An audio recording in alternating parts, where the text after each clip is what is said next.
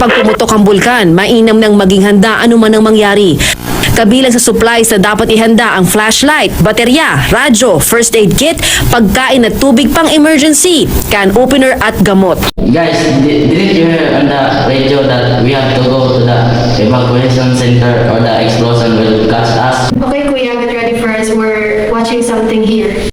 Alright, but guys, you need to be attentive to the news there. No problem, Kuya.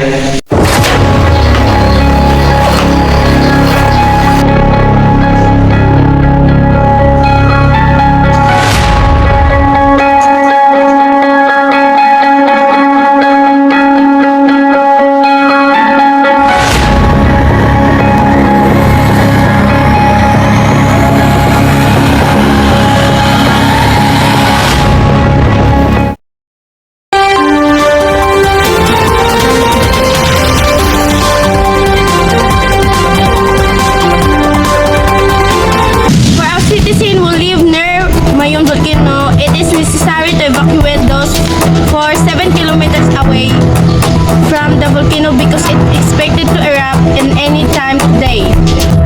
Kuya, no! The volcano is about to erupt from now. We got to get ready. Let's finish packing and leave immediately for our safety, guys. Come on guys, let's hurry.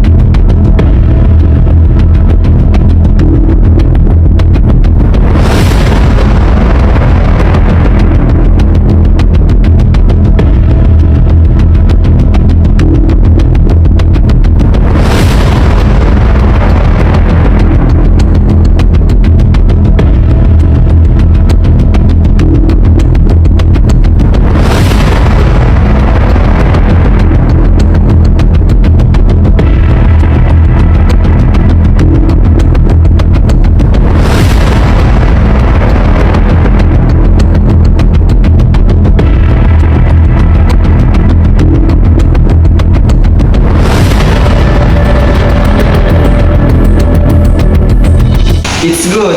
We got her completely by God's mercy. Now let's stay in the room first so we don't inhale the smoke from the volcano.